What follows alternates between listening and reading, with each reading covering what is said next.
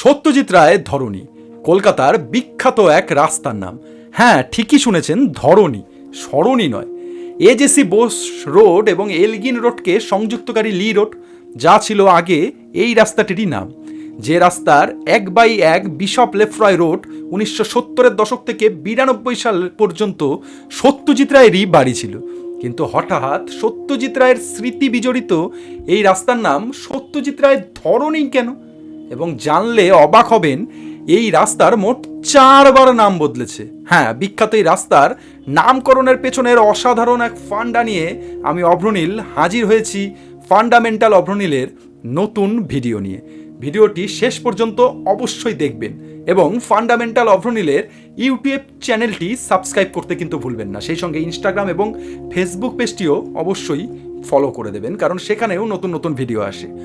লি road, যা সত্যজিৎ রায়ের বাড়ির ঠিকানা বিশপ লেফ্রয় রোডের উত্তর দিকের রাস্তা।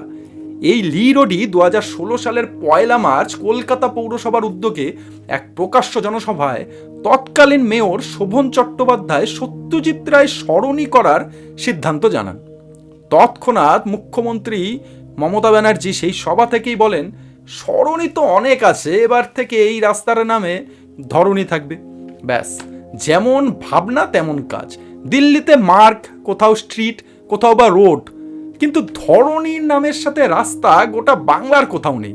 সত্যজিতের নামাঙ্কিত পথ ধরণী হওয়ার সঙ্গে স্মরণ করা যেতে পারে সেই সত্যজিৎ রায়কেই। হীরক রাজার দেশে সেই সংলাপটি মনে আছে?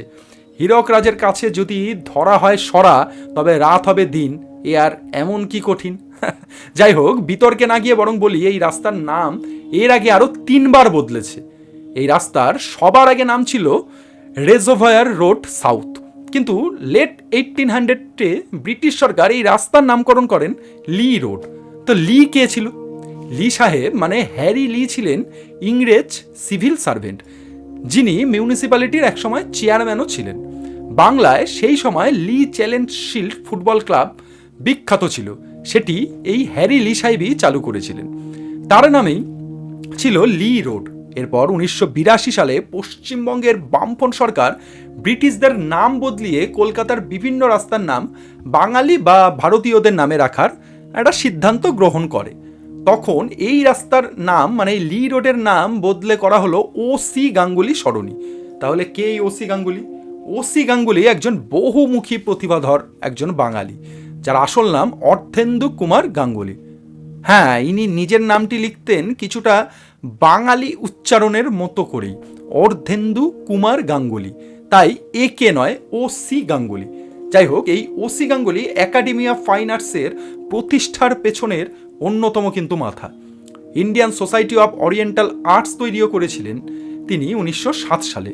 আবার ভারতীয় চারুকলা নিয়ে তার বহু বই লেখা রয়েছে, এমনকি জোড়াসাঁকো ঠাকুর পরিবারের তিনি ছিলেন অত্যন্ত কাছের মানুষ।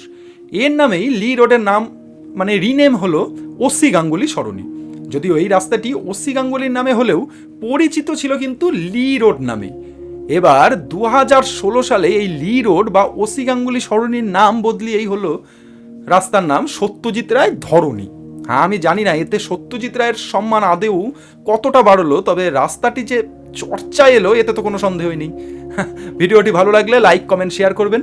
আচ্ছা, সত্যজিৎ রায়ের বাড়ির ঠিকানা আমি বললাম ভিডিওর শুরুতে 1/1 বিশপ লেফ্রয় রোড, এর কথা বলে আমি ভিডিওটি শুরু করেছিলাম। তাহলে আপনারা কি জানতে চান এই বিশপ লেফ্রয় কে ছিলেন?